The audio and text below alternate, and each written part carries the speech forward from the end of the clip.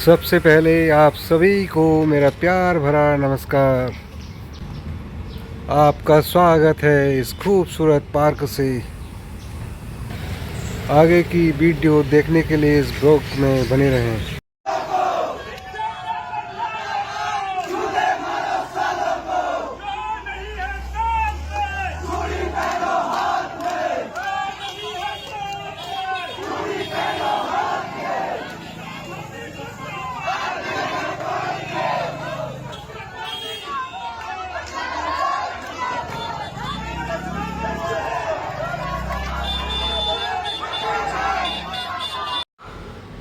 दोस्तों, यह जन जी नेपाल का आंदोलन नहीं है। ये आंदोलन हो रहा है उत्तराखंड में। उत्तराखंड में एक पटवारी का पेपर लीक हो गया था और उसके बाद जो है वहाँ के युवाओं ने विरोध का रास्ता अपनाया है। उसी में उत्तराखंड के सारे युवा जुड़ते गए। उससे काफ़ी बड़ा आंदोलन का रूप धारण कर लिया है। आप भी देखिए इस वीडियो में, यही चीज़ें मैं दिखाने की कोशिश कर रहा हूँ।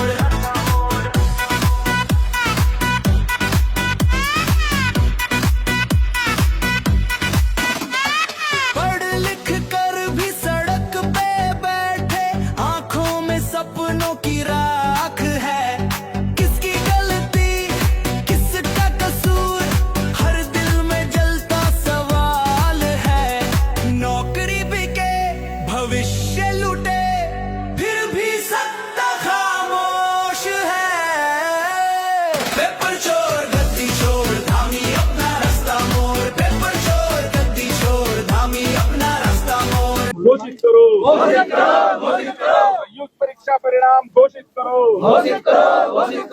परीक्षा दोबारा नहीं चाहिए, परीक्षा दोबारा नहीं चाहिए, उसी परीक्षा का परिणाम जारी हो, उसी परीक्षा परीक्षा का परिणाम जारी हो, जारी हो, जारी हो। उसी परीक्षा का परिणाम जारी हो, जारी हो, जारी हो। परीक्षा परिणाम घोषित करो, घोषित करो, घोषित करो। संयुक्त परीक्षा परिणाम घोषित करो, घोषित करो, घोषित करो। परीक्षा दोबारा नहीं चाहिए, नहीं चाहिए, नहीं चाहिए। परीक्षा दोबारा नहीं चाहिए, नहीं चाहिए, नहीं चाहिए। उसी परीक्षा का परिणाम जारी हो, जारी हो, जारी हो। उसी परीक्षा का परिणाम जारी हो, जारी हो, जारी हो। उसी परीक्षा का परिणाम जारी हो, जारी हो, जारी हो। पुलिस प्रशासन जिंदाबाद, जिंदाबाद, जिंदाबाद। पुलिस प्रशासन जिंदाबाद, जिंदाबाद, जिंदाबाद। पुष्कर सिंह धामी जिंदाबाद, जिंदाबाद, जिंदाबाद। और पुलिस प्रशासन का मैं धन्यवाद इस बात से देना चाहूंगा कि जो लोग ऐसा काम कर रहे हैं कि जिसमें युवाओं का जो साल खराब हो रहा है, भविष्य खराब हो रहा है, कि ऐसे कृत्य करके, और पुलिस प्रशासन पूरी मुस्तैदी के साथ ये काम कर रहा है कि उनको जेल के सलाखों के पीछे काम कर रहा है। तो इसके लिए बहुत जोरदार एक तालियां पुलिस प्रशासन की। हमारे बीच में एसपी सिटी साहब मौजूद हैं और हम लोग सरकार से, आप लोगों से ये मांग करते हैं कि जो परीक्षा, कुछ लोग ये मांग कर रहे हैं कि जो है परीक्षा रद्द होनी चाहिए, तो हमारी जो ये ज्ञापन है इस बात है कि परीक्षा रद्द नहीं होनी चाहिए, परीक्षा रद्द नहीं चाहिए, नहीं चाहिए, नहीं चाहिए। परीक्षा रद्द नहीं चाहिए, नहीं चाहिए, नहीं चाहिए। उसी परीक्षा का परिणाम घोषित करो। मैंने कल भी कहा था, इस बात को नहीं दोहराऊंगी कि हम लोग यहाँ पर एकत्रित क्यों हुए हैं, है ना। सब लोगों को पता है कि हम लोग यहाँ पर एकत्रित क्यों हुए हैं। आज क्योंकि आप लोगों को पता होगा कि 15 तारीख से कुछ बातें उठती रही कि पेपर को कैंसिल करवाओ, पीछे लेके जाओ, फिर आपदाएं, बादल का फटना है। तो 15 से 16 तारीख के बाद से शायद से मैं मानती हूँ कि बच्चों की मानसिक स्थिति अभी स्थिर नहीं है, हमारा पढ़ाई में मन नहीं लग पा रहा है। तो मैं कुछ लाइनें लिख के लाई हूँ, तो याद तो नहीं हो पाई क्योंकि ध्यान तो कहीं और ही लग रखा है, लेकिन मैं उसे पर्चे के माध्यम से बोलूंगी। कोई भी गलती मेरे से होएगी उसके लिए मुझे माफ करना। पहली बात, मैं समस्त उत्तराखंड वासियों, छात्र एवं छात्राओं से तो अनुरोध करती ही हूँ, लेकिन बहुत शर्मिंदगी वाली घटना हमारे उत्तराखंड में परसों रात को हुई, जब नकली बच्चों को हरिद्वार से बसों में बिठाकर लाया गया। मैं धामी जी से अनुरोध करती हूँ कि जहाँ तक मुझे अंदाजा है, नेताओं का कोई ना कोई सलाहकार होता है। कहाँ बैठा था वो सलाहकार जब वो राय दे रहा था? कम से कम उनको घर के कपड़ों में तो लाते। यहाँ पर किसी भी बच्चे ने टाई पहनी है? पहनी है? नहीं पहनी है। उन बच्चों की पैंट, कमीज, टाई इस चीज का परिचय है कि उन बच्चों को बहला फुसलाकर देहरादून में लाया गया और झूठे नारे उनसे दिलवाए गए। और कल फिर धामी जी कहते हैं कि उत्तराखंड में हमने लैंड जिहाद के बारे में बात करी, ठीक है, लेकिन अब नकल जिहादियों का नंबर है। वो हमारे बेरोजगार संघ को बदनाम करने की पूरी कोशिश कर रहे हैं। इंडिया टीवी का दिखा रहा था कि उत्तराखंड के धामी सरकार नकल माफिया उन्होंने हमें बना दिया है कि बेरोजगार संघ युवाओं को भ्रमित कर रहा है। क्या हम भ्रमित हो रहे हैं? क्या वो बच्चे हमारे साथ के थे? तो इन लोगों को ये पता होना चाहिए कि आज का युवा बेवकूफ नहीं है। मैं आज आप लोगों से तो करती हूँ अपील, जिन जिन बच्चों को हरिद्वार से उस बसों में बिठा कर लाया गया, मैं आज उन बच्चों के अभिभावकों से भी अपील करती हूँ सोशल मीडिया के माध्यम से कि हमारे संविधान ने हमें इतना अधिकार दिया है कि आप अपने स्कूल प्रशासक से पूछिए कि आप बच्चों को लेके कहाँ जा रहे हो और क्यों। मैं तहे दिल से धन्यवाद करना चाहती हूँ युवाओं का, जिन्होंने नेपाली फार्म में उन बसों को रोका और उनकी पोल सामने लाई। लेकिन उन्होंने, हम बच्चों ने गांधी को भी पढ़ा है और भगत को भी पढ़ा है। कब हमें किसकी नीति को अपनाना है ये हमें अच्छे से पता है। ये हमारे उत्तराखंड के युवाओं का पढ़ाई करने का परिचय था उस दिन, जिन्होंने शांति पूर्वक उस चीज को सबके सामने लाया और वहाँ पे कोई भी बड़ा हंगामा नहीं होने दिया। क्या पता उस दिन कोई बेरोजगार भाई मेरा इतना उज्जवल हो जाता कि बस के शीशे को डंडे से फोड़ देता, किसी ड्राइवर, किसी बच्चे का अगर सर फूट जाता, बस में आग लग जाती, तो ये बेशरम सरकार अगले दिन क्या जवाब देती?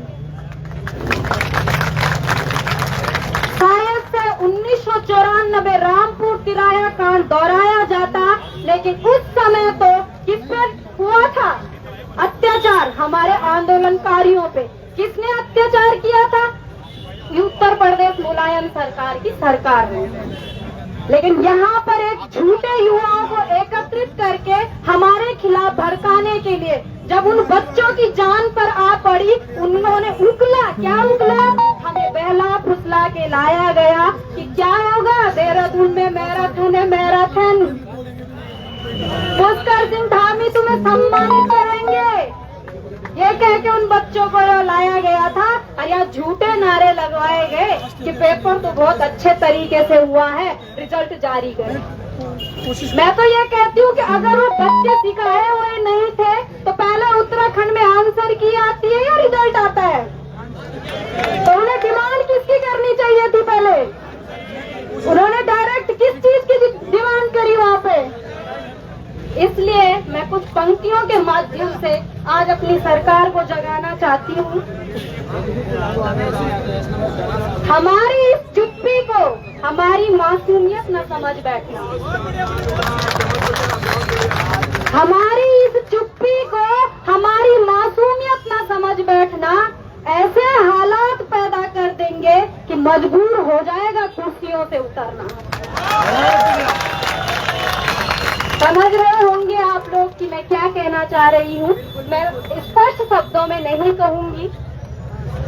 संघर्षों की गाथा हमारी गाई जाएगी, संघर्षों की गाथा जब हमारी गाई जाएगी, तुम्हारे वंशजों की भी आंखें भर आएगी।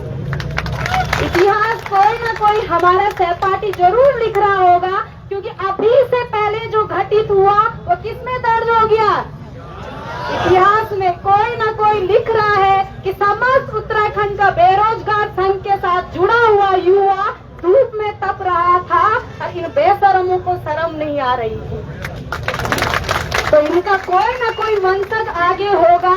जब हम इनकी कुर्सियां हिला देंगे ना तो हमारे जैसा ही होगा वो। तो संघर्षों की गाथा जब हमारी गाई जाएगी, तुम्हारे वंशजों की भी आंखें भर आएगी। फिर वो सवाल करेंगे उस समय में कि आज हमारे साथ इतना बुरा क्यों हो रहा है।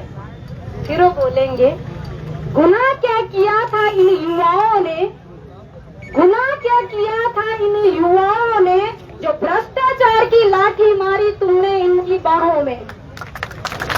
गुनाह क्या किया था इन युवाओं ने, जो भ्रष्टाचार की लाठी मारी तुमने इनकी बाहों में। सहपाठीगण समझने का प्रयास करें, लाठी सिर्फ वो नहीं होती है जो पुलिस ने 2022 में बरसाई थी।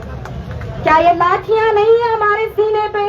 क्या ये लाठियां नहीं है हमारी बाहों पे? कि हमारी मानसिक स्थिति ऐसी हो चुकी है कि हम पढ़ने पे फोकस ही नहीं कर पा रहे हैं, अखबार झांकने का हमारा मन नहीं कर रहा है। दुख है हमें हमारी ऐसी व्यवस्था पर, दुख है हमें हमारी ऐसी व्यवस्था पर। जो इतना पढ़ लिख करके आते हैं उन्हें नेताओं के द्वारा फैसले सुनाए जाते हैं। वो घटना मैंने आप लोगों को कल भी जाहिर करी थी कि मैं किस चीज को संबोधित करना चाह रही हूँ, कि हमारे नेताओं को पता ही नहीं है कि अगर सहस्त्र धारा में आपदा आई है तो कैसे करना है, और अगर आपदा केदारनाथ में आई है तो क्या करना है। दोनों का क्लाइमेट अलग है या नहीं है? सहस्त्रधारा अलग है, केदारनाथ अलग है, भौगोलिक परिस्थितियां अलग अलग है, तो सबके जगह अलग अलग सिस्टम होंगे ना। जितनी जल्दी आपदा प्रबंधन की टीम सहस्त्रधारा पहुंचेगी, इतनी जल्दी केदारनाथ पहुंचेगी। ठीक है।